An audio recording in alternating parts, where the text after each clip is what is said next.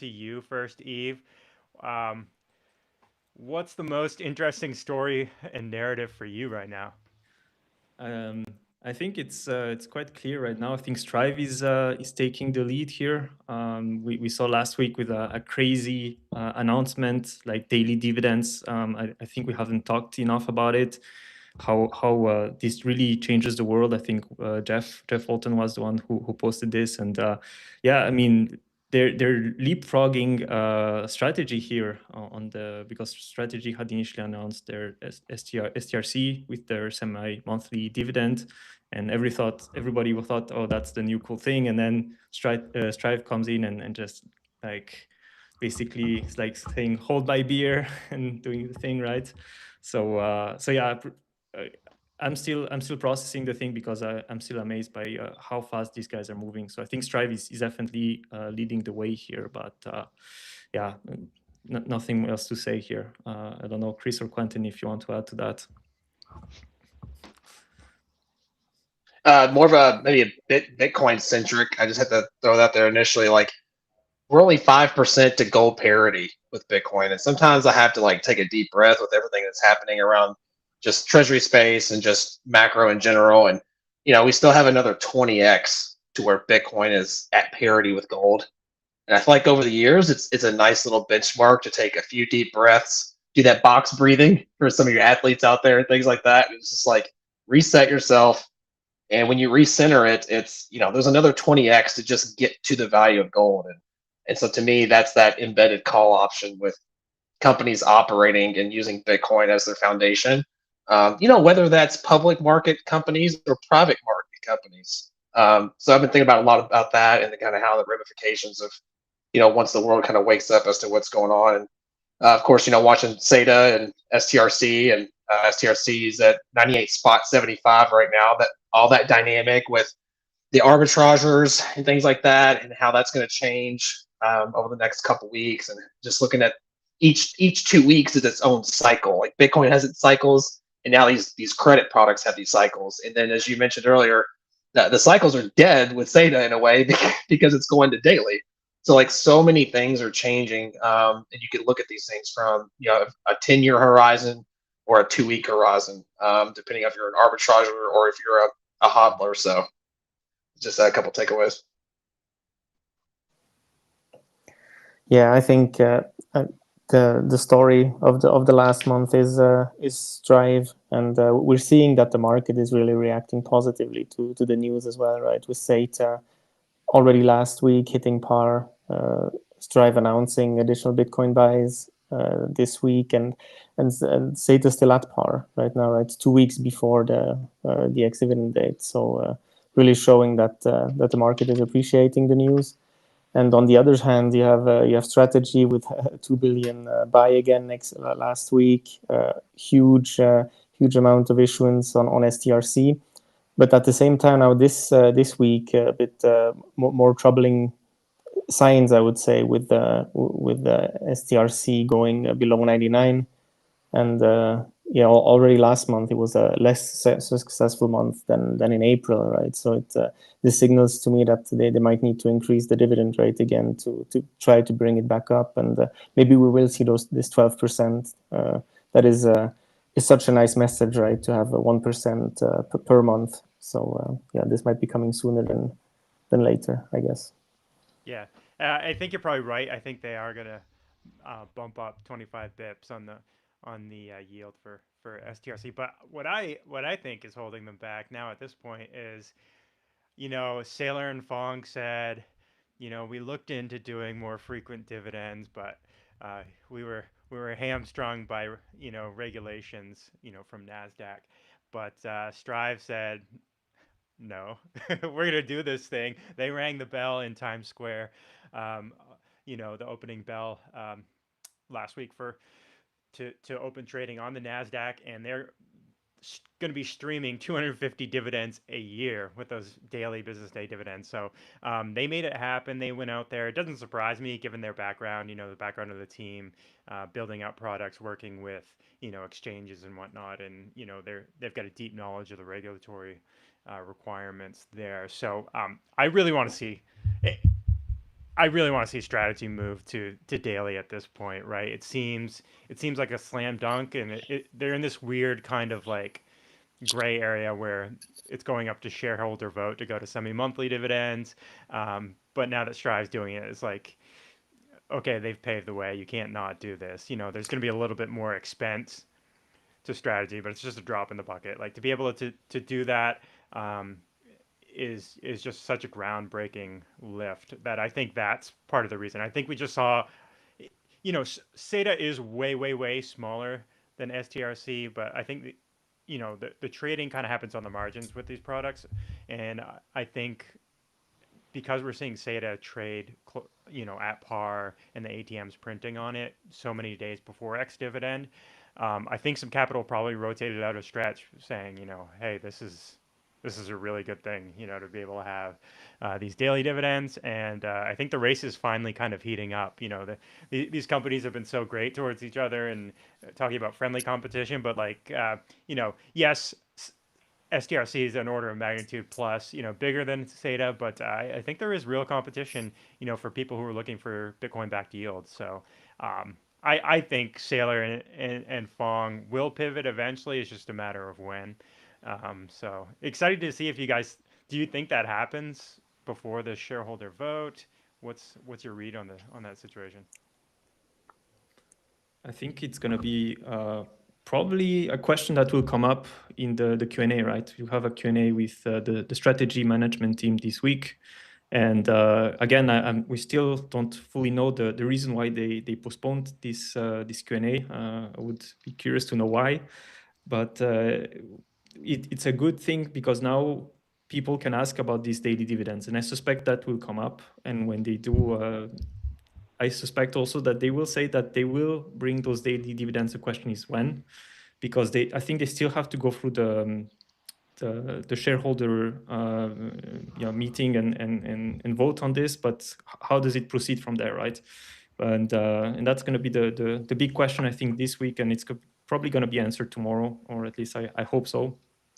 By the way, do you guys know why Strive was able to implement this without a shareholder vote, and the strategy has to go through one? I don't know the answer to that. It's a good question. I don't know that strategy does have to have a shareholder vote, or if they just did it as kind of like a goodwill thing. It's probably something in their filings. Maybe someone wants to query AI on that, and we can try to find out. Yeah, I'm trying. Yeah, I'm trying to learn. Good.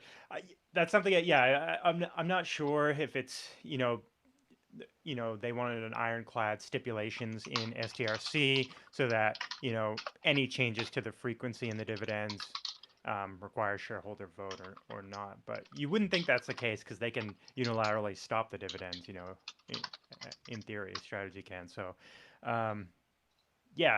I viewed it as an act of kind of goodwill, but yeah, I'll be curious to see. I'm going to jump to the chat here real quickly. Did you get a read on that, Cris, or? It's my agent spitting it out. All right, cool. Yeah, so she spit it out. Let's jump to the chat here for a second. We can circle back to that. J Fitness on YouTube says, "What's your long-term view on MetaPlanet? Do you guys think they launch the prefs this year?" We can talk MetaPlanet. And yeah, they've talked about this for a while, instituting prefs. Like, wow, Japan would be an incredible market to launch these things, because that's a country that's just starved for yield. Quentin, I'll bounce this to you. Do you think MetaPlanet can pull this off, and what does it mean for Bitcoin treasuries? Yeah, so I think there's some interesting rumors out there about them issuing a US pref first, because there's some activities that around MetaPlanet in the US market. So that would be really interesting, right? If they would be the third pref, variable dividend rate pref that they would offer in the US, and then Japan later, because it looks like from the last communication from the team that it will take a while in Japan.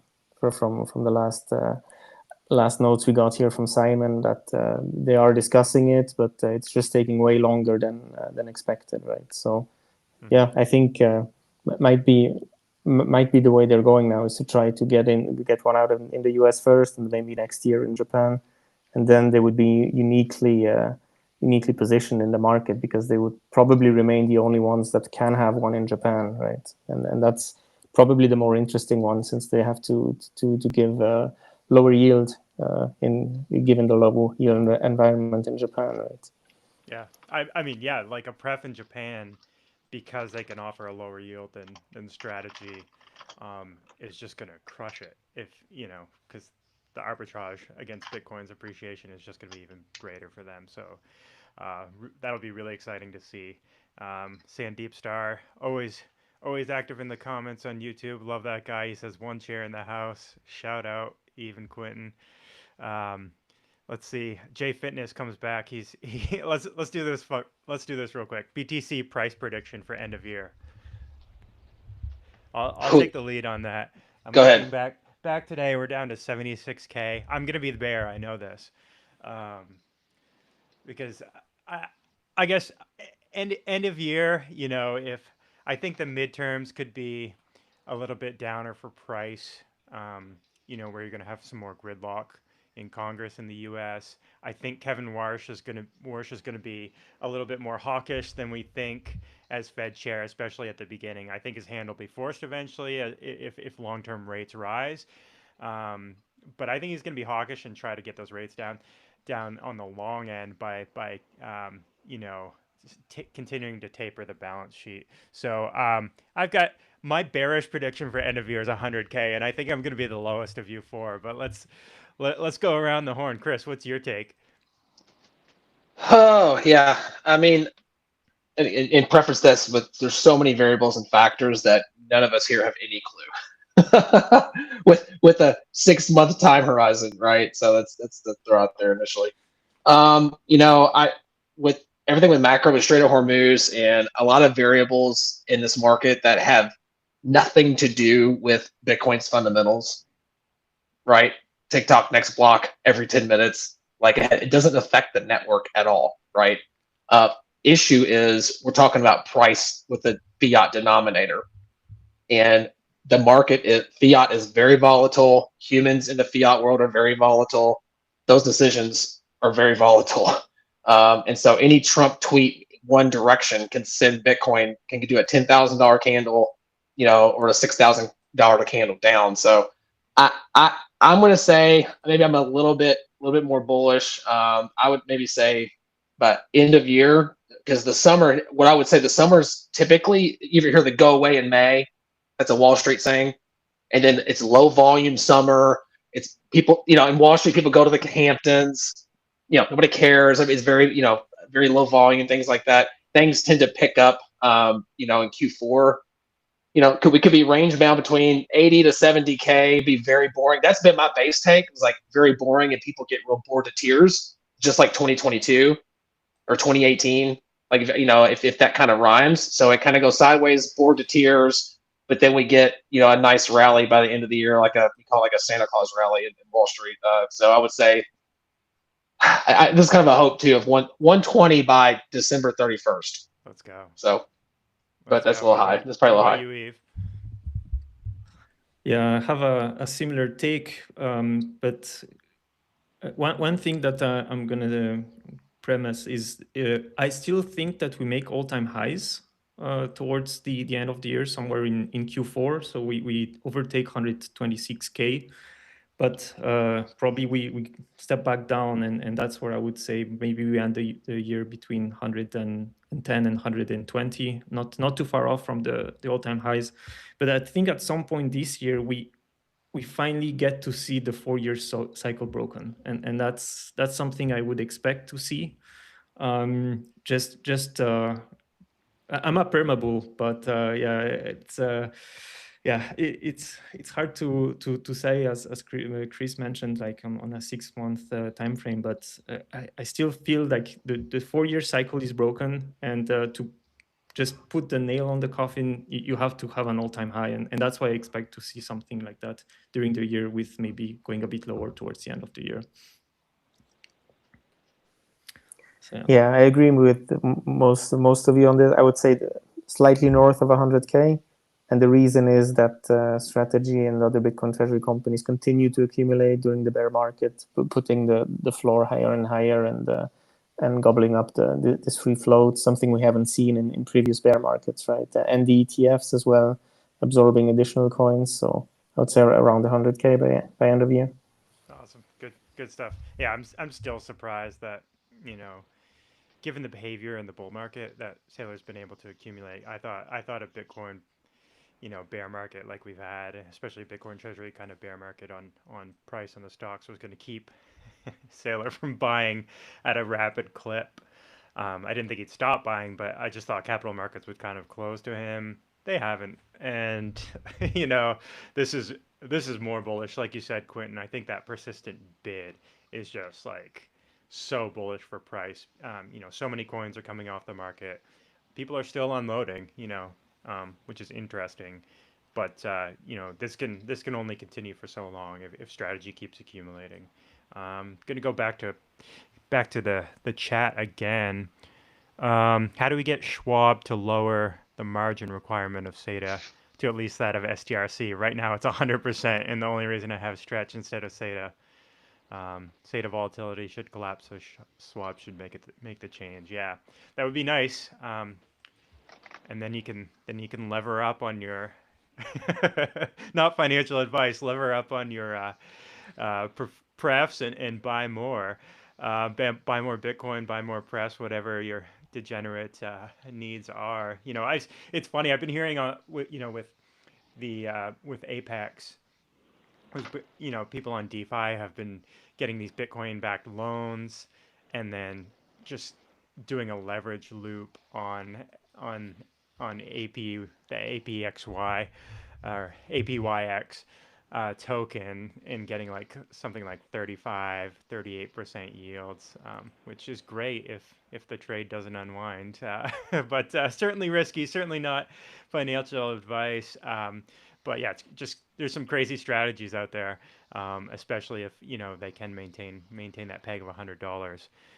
Yeah, it would be nice to see SATA get kind of the treatment, but it's just going to have to, you know, everything's an order of magnitude smaller than strategy, right? So it's going to take time for that. We need to start a campaign, Sandeep Star says. Get everyone to email their broker and demand a change. All right, you start it. We'll sign on. I'll tag on to that. We've got we might see I4M. some changes when there is more like the credit rating improves, right, on strategy, and then maybe Strive also gets one, and then suddenly those margin requirements might also get smaller through that process as well. So that definitely, I know the teams are working on that. So yeah, just be patient a little bit. Yeah, the market needs, you know, that sector needs the green light to be able to say, hey, you know, this isn't as risky as you think, right? So they just need those credit ratings, even though they're just little letters, right? But it is a big deal. But that, you know, and Saylor mentions this, and several other people, you know, over the last several months. That's just opportunity. That's what's been so awesome with STRC and SATA. Someone that's owned both, you know, in some capacity. I still own SATA. I had SATA sub 90, and I was telling, you know, one day I was like, you know, it was it last week, you know, the daily dividends. Everybody's like, oh, it's a great day. It's fun. It's like, well, it's kind of sad though, because you probably won't get a whole lot of chances of buying 88 SATA anymore. I'm just gonna be honest. So if you're a trader, if you have that like little swath of capital that you know you have in your, you know, in your speculative, you know, aspect of what you're doing or whatever, and it was just like this opportunity was the same with the STRC. It got priced at $90. You had a $10. It was $10 discount to par, and it's like, how is the fourth pref at a discount?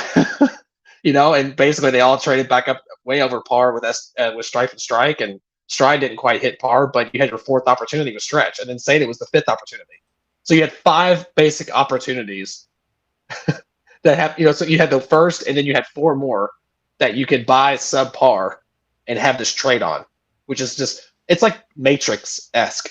You know what I'm saying? Like, it's one thing to do it once, but then you could do it 5 times, and it all happened within the span of 6 months. That shows you the inefficiency of the market if you look at it from like a Wall Street or trader perspective. So it is somewhat sad that, you know, the wicks aren't coming down to 88, 89 every 2 weeks. So Yeah, no, agreed. That was a pretty cool phenomenon. Probably one that won't return, other than like, you know, a time of stress in Bitcoin's price, or Sure. some sort of FUD. So we might get another crack at that, another bite at the apple.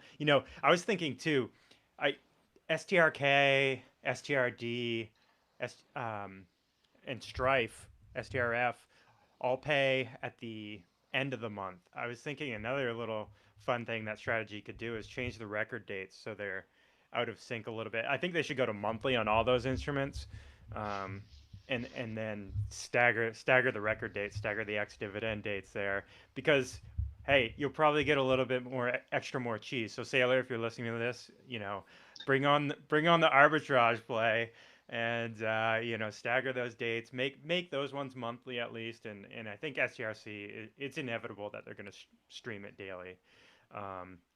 So but yeah, I think there's a lot of cool things they could do. Why keep them all in the same cadence if you can attract some more capital potentially by staggering them.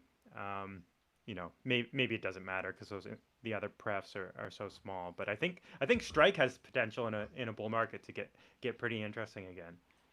Well, they all do. I mean, just like Sailor said, these are bull market products, which sounds weird because it's like when you hear credit and debt instruments, that doesn't piques people's interest. It's very boring. Like preferred stocks just put people to sleep in traditional finance. So a lot of traditional finance is in the corner, like going to sleep because they don't give a rip about preferred stocks. Like that instrument has been like a lost cause and no one really cares. And now here's what they've done the last year. They've completely revived a quasi dead instrument. Because when you look, I love like when they do the overlay of STRC volume versus all other preferred stocks in the entire market, and you can't see the other bars because they're so low on the volume. So they just completely revived an instrument that was lost for dead, that really was been gone for decades because of how the capital market, the debt market specifically, work. So it's been really fun to kind of watch that. What do you think? But yeah, to the point you've said is that they are bull market instruments, even though they're debt instruments. And so I think people forget Strike had a really sick run for a preferred stock. I mean, 85. I mean, it's a preferred stock, guys. Come on, and it went up like almost 50% for those that were in sub 100, and you went on the ride, and you got paid a dividend along the way. And so, but the thing is, I just have to add is you do need a feel of these markets because they are so new, and they're, the liquidity wasn't great on these even back then, and all that. So you do need to have, this level of, are you plus EV touching any of this stuff? And usually the answer is no. And there's usually a duration aspect to these things too. So you have to be very, obviously, because a strike went from 85, that top wick was 129 on strike. I think people forget, but just pull up the chart. I mean, got issued at 80, went to 129 on that wick. That was after the dividend got paid that week. That was just a wild ride on that. But it went from all the way to 129 during that bull market. And then that wick a couple weeks ago was 65. So it was down 50% from the wicks. Wow. Top to bottom. Yeah, that's pretty crazy. Like, it's like, I'm still just buying Bitcoin. But Strike is it is interesting as it's pretty high in the capital stack, especially once the converts get retired over the next few years. You've got really great upside on it. Eventually it's going to trade like strategies common. It's going to trade at some point. It could be years and years away, but to get paid. What's the effective dividend on it now? 10.4-ish or something like that. Yeah, that's pretty great. It's like kind of earning leveraged Bitcoin yield. If strategy is, a levered Bitcoin play, and you think this instrument kind of trades like the common, it really does provide a nice little floor. So, I mean, yeah, if I was someone seeking dividend income, not even from a trading perspective, I think STRK sounds really good. Tad Smith was talking about this in a little interview with grain of Yeah. salt. And Kotzman, he's like, Saylor said he's not going to suspend the dividend and that he's not going to call this. I don't think he can call this, so I'm buying it. And yeah, makes a lot of sense. Yeah, he blended. He did a blend for his retirement. Some of his retirement buckets, I believe. I have to pull up the clip. I heard him talk about that a couple weeks ago. And so he's a unique. You kind of have to be in that window though, because it's like, Strike gets stuck in the middle. It's like it's Strike's kind of stuck between a rock and a hard place. This is kind of the way I do see it from a speculator standpoint. Put your speculator hat on, because if you want the equity upside, you just buy the equity because you're capping yourself. So if you want the equity upside, why would you buy Strike? And then on the other side of it, this has duration risk. Like we just said, this went down 50% from top to bottom in 8 months. So someone that can't handle 50% and deal with the duration risk and the interest rate market and having to follow Warsh in every breath he's taking and every minute he puts in his and follow all that, because that's what you're betting on in the shorter term is, you're betting on rates. And if you think SOFR is going to 2, yeah, these things should scream higher, but you have that element of what if they don't? And that's where we are. Just in general with the markets, everybody's just scared and nervous, and there's a lot of uncertainty when it comes to a lot of things going on around the world. So, yeah, but as you mentioned, right, those instruments are bull markets, and obviously we haven't seen a proper bull market with those instruments. So, for me, the most interesting thing will be once we are past that bull market, what happens to these instruments and how they trade at that moment, right? Because then I think we will see a lot more interest, and there the instruments should be trading at a much higher level, obviously, and liquidity should also come. So what happens? How do they match? For example, even compared to an STRC, can they even can they start to see some interesting volumes compared to all these other products who are now variable? So I think that's going to be also interesting to see how they trade compared to a SATA or STRC, right? And not saying that we see that tomorrow, but potentially we see some of them do some pretty crazy stuff. And as you pointed out with STRK, I think probably that's the one that's going to go bananas. it's reflexive. As the equity starts, like Bitcoin starts running, the equity starts running, you'll have this momentum with Strike as well. Pretty similar to how you felt if you had it last year. It's I think that's going to happen again. If you think a bull market's going to happen, and then again you'll have it's kind of silly in a way, but you'll have momentum traders trading the stuff. Even though I know it's a preferred stock, people are like, nobody cares about preferred, but there will be a layer of speculation and momentum even with these things too, because you kind of do have that ever rising floor with the dividend. It's like this interesting little. Because what's interesting is if Strike goes sideways, you get the S&P 500. If you think about it, you get roughly the S&P 500 return if Strike goes sideways, and you have that ever rising floor over, if you're okay with the duration risk. So, but TLDR is there's a lot of moving parts with it. Oh, I do have the answer about that SATA, about the SATA question. Oh yeah. If you may throw it out there real quick. So we were talking about how they didn't have to have the shareholder vote to change the dividend, and so it says that the certificate of designation was written from the start to allow the board to change the dividend frequency at their discretion. Now that was a one-shot answer, but it sounds like that's what's going on there. It's plausible. Yeah, that's definitely plausible. So in the STRC, certificate of designation required shareholder approval for any frequency change. So I think that was the difference. Yeah. Do you think that matters at all to shareholders? Do they care about that? I wonder if that was a mistake by strategy or if it's something they can even amend with a vote. Oh, I see what you're saying. That extra layer of decision making, and I don't know. It's a good. That's a good question. I'm sure their legal team or their AI legal was kind of like, oh, this is a good protection for shareholders. I'm all for certainly for shareholder protections, but yeah. And maybe strategies was more maybe strategies was more your normal or templated way to do things, and Strive was like, well, let's just in case we want to move faster on something, let's put this in here. You know what I mean? To kind of, you want the Porsche instead of like the minivan. It's like, yeah, we'll take the Porsche. It's a little more volatile, but let's just, if we need to put the pedal down on something, which kind of, if you know like the team and how fast they've moved and things like that, it doesn't make, it makes total sense. So Yeah. So yes, yeah. For the record, Cris is saying strategy is a minivan and Strive is the Porsche. But yeah, we're gonna. Which is so bad. It's so bad. Yeah, You're gonna I just looked at.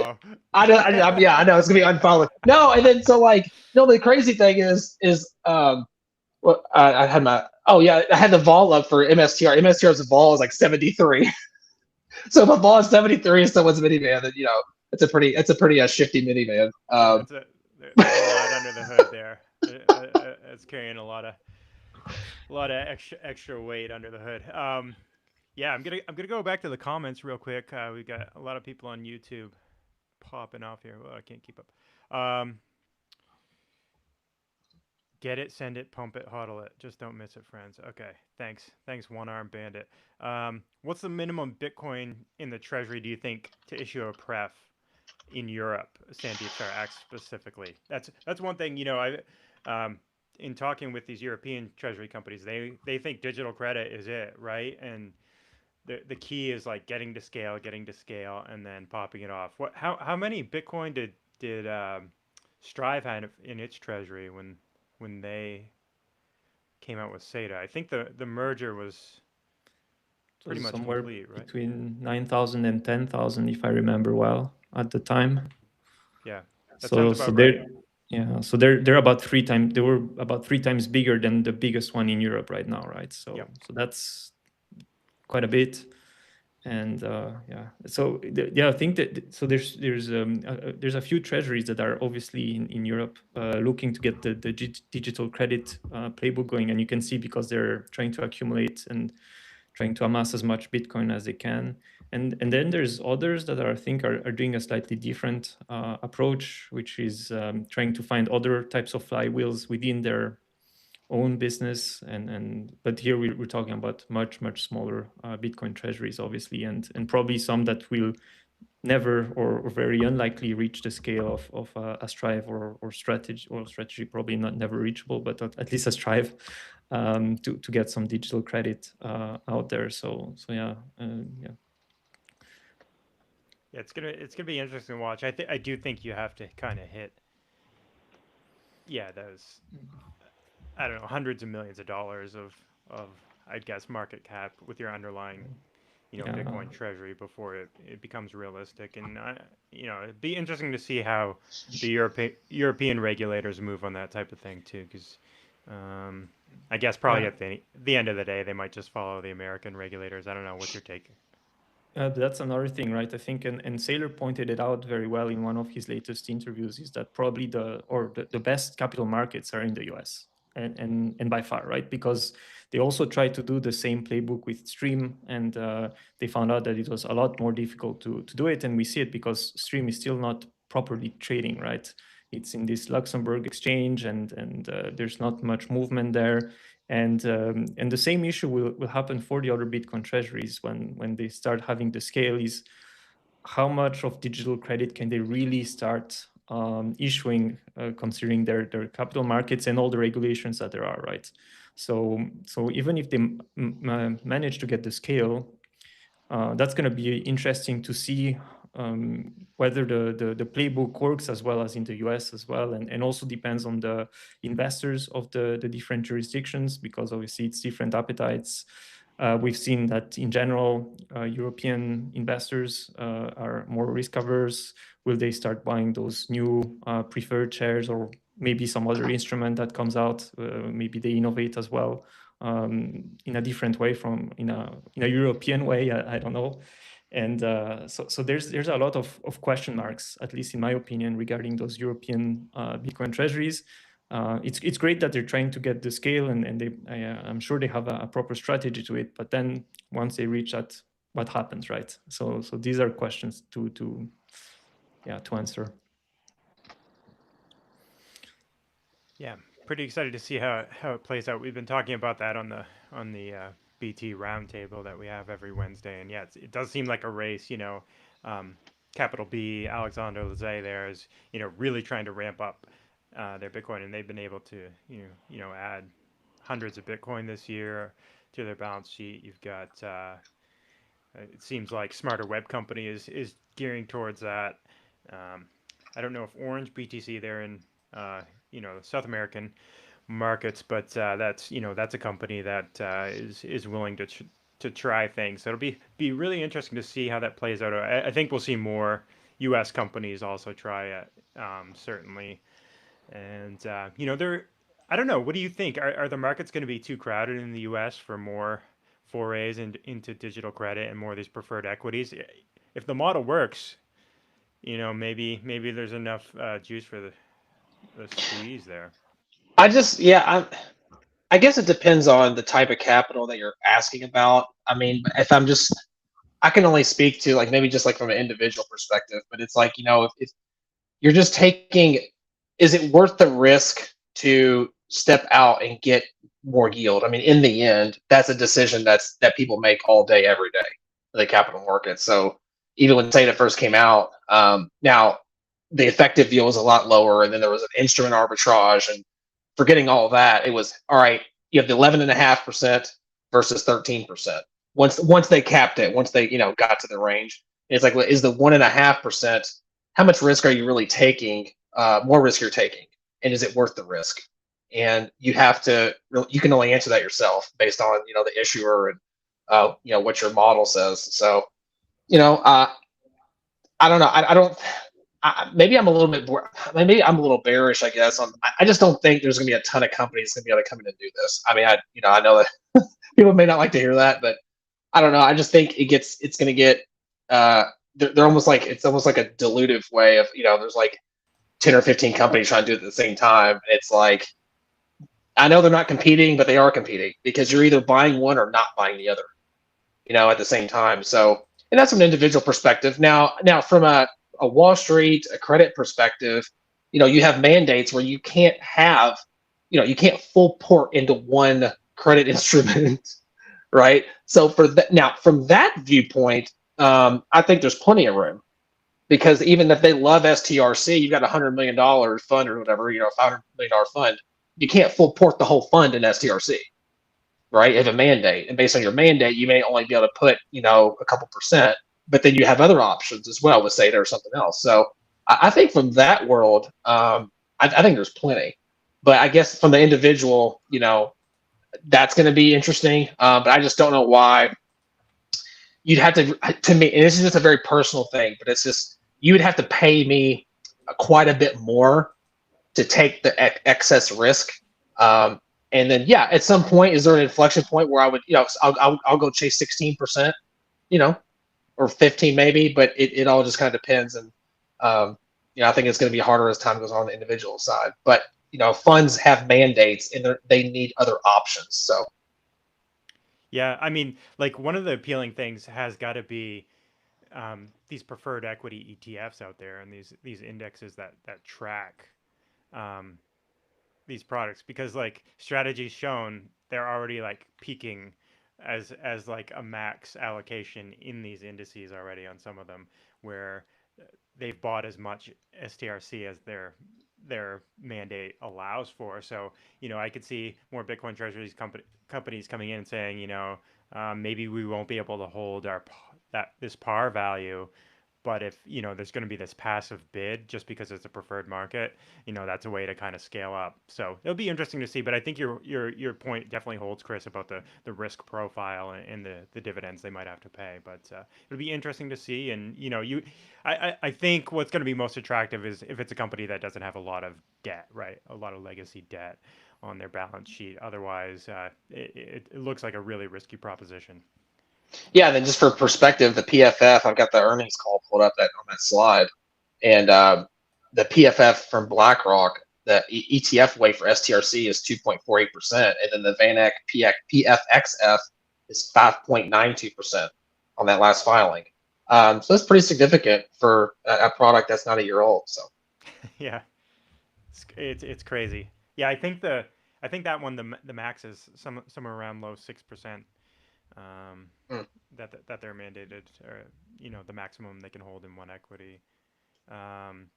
You've got SEC regulations there too. You can't have an ETF that tracks a single stock too much without some extra filings there, and those products don't really meet that. Just looking back at the chat, we got lots of interesting stuff going on there. Did you have any thoughts, Yves, who might be the first European Treasury to take an attempt? Put you on the spot. I think there's, at least for me, there's right now obviously the three contenders. Probably number one is H100, just because they've been able to move so fast and they're very aggressive in just the way that they've accumulated Bitcoin and the mergers and acquisitions that they've made, and they've signaled very clearly that that's what they want to do, right? I think the second one is Smarter Web as well in the UK, just because they are also been moving fairly quick, although they've been a bit more silent in recent weeks. But that means they're probably cooking behind the scenes, right? So that's one thing. And obviously the third one is Capital B, but Capital B is one that I still have some question marks. And yeah, you can probably ask Alexandre at some point, Tyler, since you're having him, because they had this intent in Abu Dhabi, right, to set something there, and we haven't heard much on that front. So that's one thing, and because of the geopolitical issues, I suspect that kind of put a wrench in their wheel somewhere in there.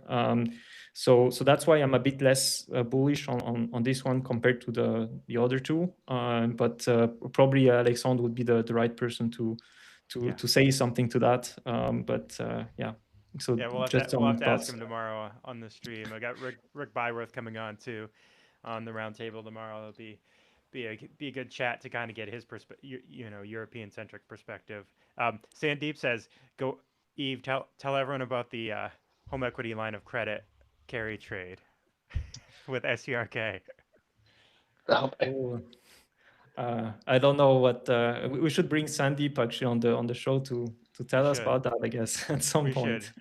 Yeah, he was asking you about that. Yeah, but he says, he can also ask my brother. My brother is doing something similar as well, actually. So yeah. Endless possibilities. Yeah. I mean, lay that out, Cris. What's the HELOC carry trade? Not financial advice. I do it with Bitcoin. Well, and the funny thing is, over the years, a lot of us have already done it. We've already done our form of a speculative attack. It's just you're taking units from the legacy system and applying it to the new system, right? And now some of us have went pretty deep down a speculative attack, and some other speculative attacks have been very shallow, as I like to call it. So when I tell people, just you got to know what you're doing. And if you have a lot of questions, like, well, should I or shouldn't I? You shouldn't.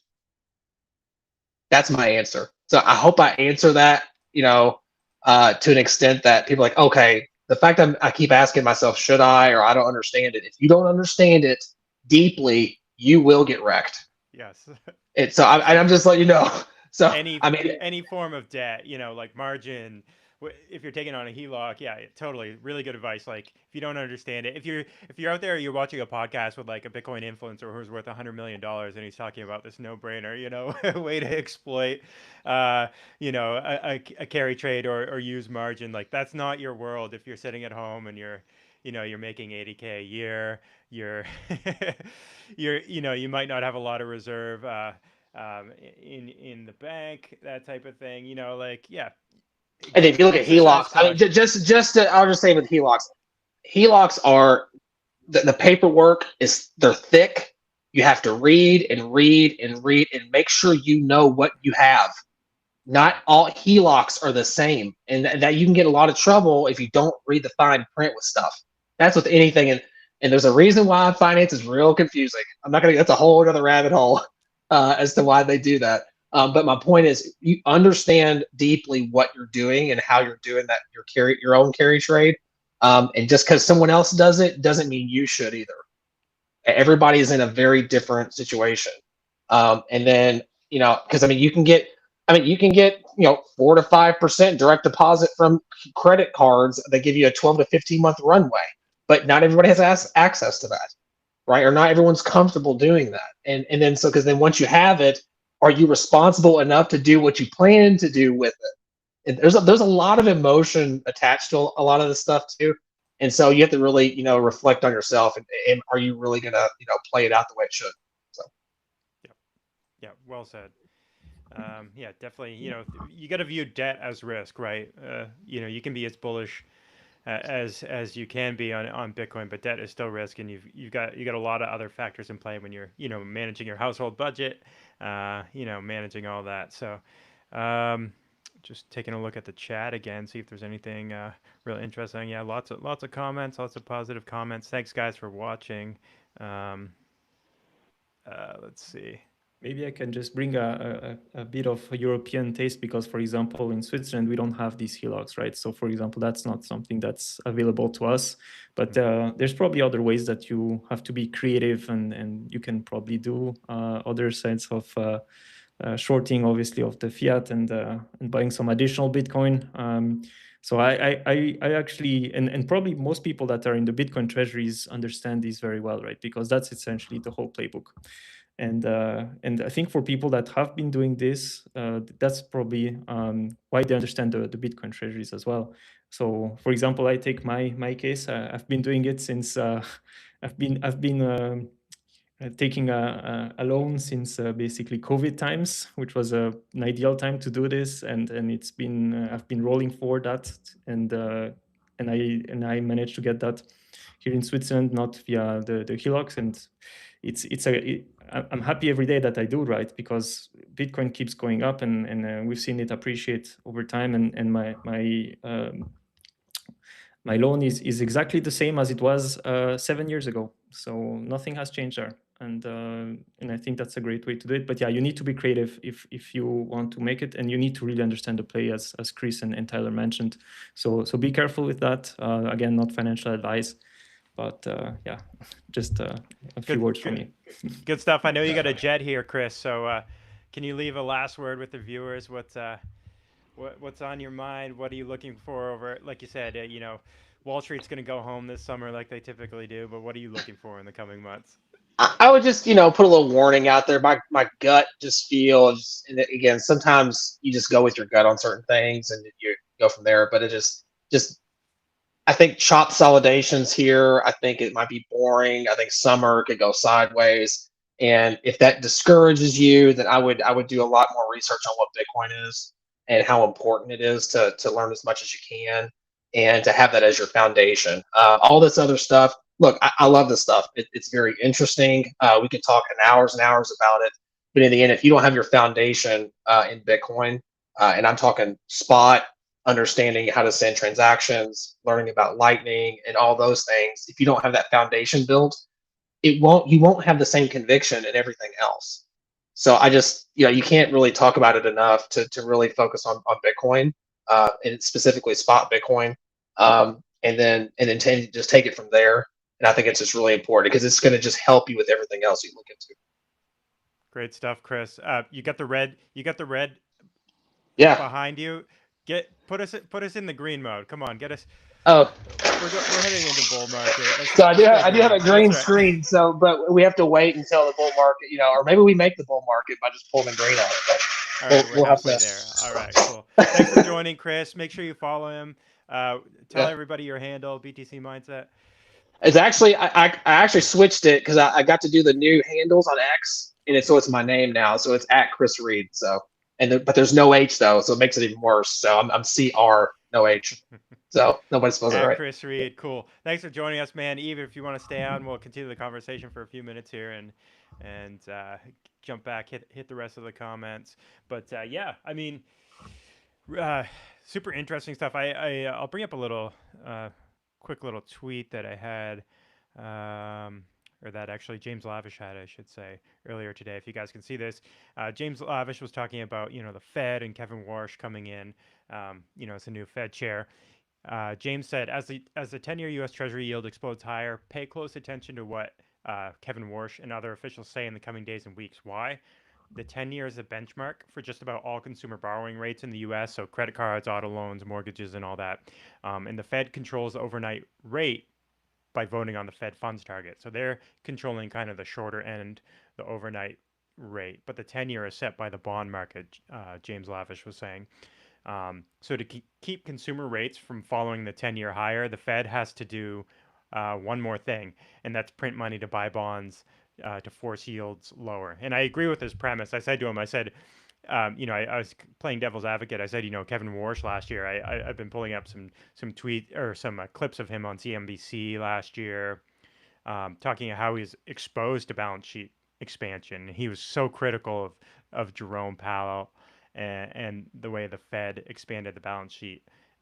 So, but James come out and said he's unspoken, but I think this instance we're gonna have to watch what they do and not what they say. So he expects them to get ultra creative. He was on my podcast last fall talking about they're gonna come out with new word salad, new different programs that are kind of 1984 style of double speak, which is just ways to expand the balance sheet and inject more liquidity. And I think he's right.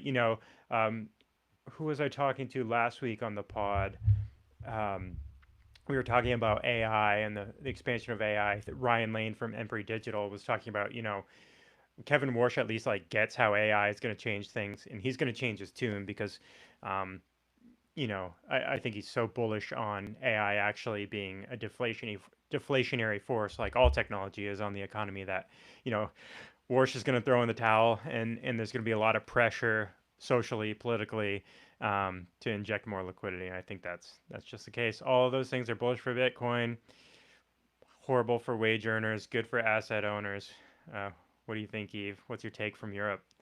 Yeah, I mean, not much from Europe. At the end of the day, the Fed is the central bank of central banks, right? So everybody's looking at the Fed, the Swiss central bank, the European central bank, Japanese, whatever you want. Everybody's looking at what the Fed does. So if Warsh blinks, then the rest blinks as well, and that's what's going to happen. And they have to blink at some point, as you mentioned. Like Lee Nadal says it all the time. Nothing stops the train.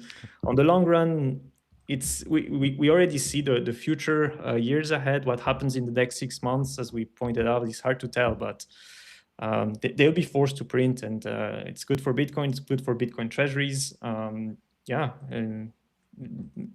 it's the same story. There's really not much to add. It's just nuanced at the end. And as you pointed out, yeah, probably some new Scrabble words will pop up out of this, but that's it. That's the only new thing, right?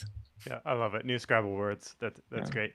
Just taking a look here before we wrap up the stream today. We've got SATA. They're 9. This is their 9. They've got 9 trading days to go before their ex-dividend. Next Friday is the last trading day, I believe, and they're trading at or above par. They've done $26 million on volume, which is almost double the typical volume they're doing. We've estimated they've hit the ATM to the tune of about $6 million today. That's just an estimate, but they've been able to fund 78 more Bitcoin. They had a buy announcement. I think it was just today that they bought another several hundred Bitcoin. Like 300 something, right? Yeah, 300 so. some. Yeah, 382. So they've got Riot in their sights, and Bitcoin miners have been offloading Bitcoin. So I think Strive's kind of primed to flip Riot. Coinbase is up next, and then you've got a little bit of gap before the top 6. But it's going to be a really interesting race for number 2. I think Strive has a lot of momentum right now. And being so quick to the digital credit market, having no debt on the balance sheet, and really being able to amplify that balance sheet is going to be exciting in this next kind of Bitcoin Treasury bull market that we get whenever that happens. Really excited to see what they did with innovating with the daily dividends. You mentioned H100 has been able to pull off a lot, and they're kind of pending another big Bitcoin acquisition here. Are there any other treasuries that have stood out to you recently, Yves, that you've been thinking about what they've been doing, maybe have flown under the radar? Well, I mean, there's always the Adam SPAC BSTR, which looks interesting because they also have a huge scale, right? And exactly, we had this discussion on the One Share pod with Ovik, where he mentions that they're probably the next big candidate to have a digital credit out there, assuming that they can bring it out.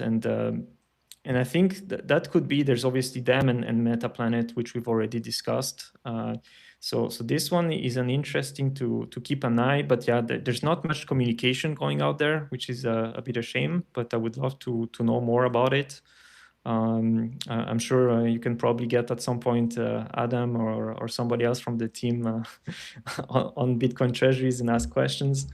So that's one to keep an eye. But yeah, just maybe coming back to MetaPlanet, I really wouldn't discount. I saw a bit of a few negative takes on MetaPlanet lately because they've been a bit slower than what people anticipated. But they've been known to make really big moves very, very quickly. So I wouldn't discount them. And yeah, obviously Strive is making some great leaps forwards right now.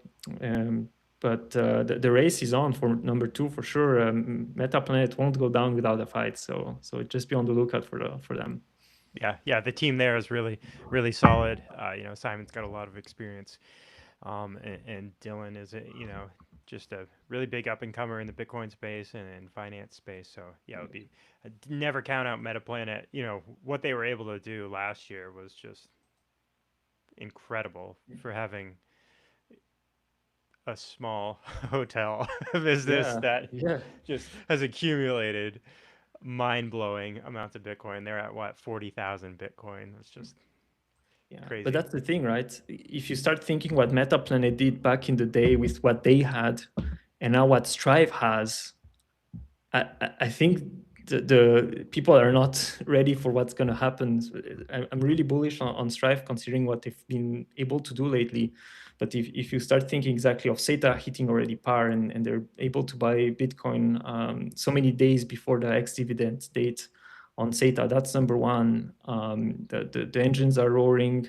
And on top of that, one thing that's a shame that the other guys left, but one thing we should discuss is also they still have the Semler operating business, right? At some point, they also want to sell that at some point. So that's another bunch of Bitcoin that they would be able to bring in home, right? At some point for shareholders. So all of this is just I think Strive is going to have an amazing year. Yeah, it's going to be really exciting, and they've got a history of that with Vivek Ramaswamy founding their company of monetizing healthcare businesses like that. So if there is they had some kind of, I think it was Medicare, stopped funding one of the products that Semler had. But, if revenue streams can open back up for some products they might have had in development, that could be a really interesting piece to just spin off. Boom, Strive has some more Bitcoin, surprise. And that would be a really bullish announcement for shareholders. I brought up CEPO as the ticker of the SPAC for BSTR, Adam Back's company, and that they had a spike when they announced last May, I believe it was, and they had hoped to close that deal by the end of 2025, and I do hope to get Adam on the roundtable soon with Alexander, and maybe pick his brain. I don't know. They may be kind of radio silence on what they're going to be doing there because the de-SPAC hasn't happened, but I expect that to happen anytime now in early summer here. So that'll be really exciting to see because of the scale, right? No one's talking about them. 21 even. We heard the big announcement from Jack Mallers about what they're trying to do with becoming a Bitcoin conglomerate and engaging in some M&A activity. And they've got a huge pledge Bitcoin stack as well. So they're sitting at 43,000 Bitcoin. If they can pull off a fraction of what they've talked about, it's going to be really interesting to see what they can do. So yeah, lots to talk about in Bitcoin Treasury land. Thanks for joining, Yves. Tell everybody where they can find you, find your podcast, and we're going to be doing this, guys, at noon Eastern for the foreseeable future here on Tuesdays. Let us know about any questions you have. You can email us hello@bitcointreasuries.net if you have questions, comments. Love the engagement in the chat today, guys. Thanks for watching. And Yves, see us out. Yeah, so you can find me on X at Graph Eve or the One Chair podcast at One Chair Pod. And yeah, no, thanks a lot for hosting this, Tyler. Great chatting, and looking forward already to the next one next Yeah. Tuesday. Yeah, really looking forward to it. We'll bring you some more, talk about the big names in the space. We're gonna talk about other Bitcoin treasuries that have maybe gotten swept under the rug or haven't gotten the spotlight they deserve. We didn't even talk about the big news. We kind of soft launched the announcement of our acquisition at BitcoinTreasuries.net of the Bitcoin Treasuries Unconference. That's going to be happening at the end of the summer in New York City. Check out bitcointreasuries.net/conference to get all the up-to-date info. We'll be dropping news about speakers there, what's going on with that conference. That's kind of that conference last year. I had so much FOMO not being at it, but it was all the best minds in the Bitcoin treasury space, the insiders, deal makers, and that's kind of where Strive and Semler had their initial conversations. And boom, 3 months later, they had a done deal. They were merged and joined forces to become one company, and now they're on the rise, the ninth biggest Bitcoin treasury. That was a $1.4 billion deal that was kind of facilitated or at least catalyzed at this conference. So really exciting to see what that is. I've got two can't miss dates on my calendar now in the spring. Strategy World, always going to be there. It's the best time. Yves and I met up in person for the first time at that. Was a great event. True North had an event at it, which was super super a lot of alpha, I would say, and really intimate experience and great chat with the guys there. And then the Bitcoin Treasuries conference, with the new rebrand coming at the end of summer in New York. It's a lot closer, a lot less of a flight for me, a lot less of a flight for you from Europe. So yeah, I hope we'll see you there, Yves, and really excited to see what the coming months bring. We got Bitcoin Treasury Summer 2.0 coming up, and hopefully bullish prices and lots to talk about as always. Thanks for joining, guys. Thank you.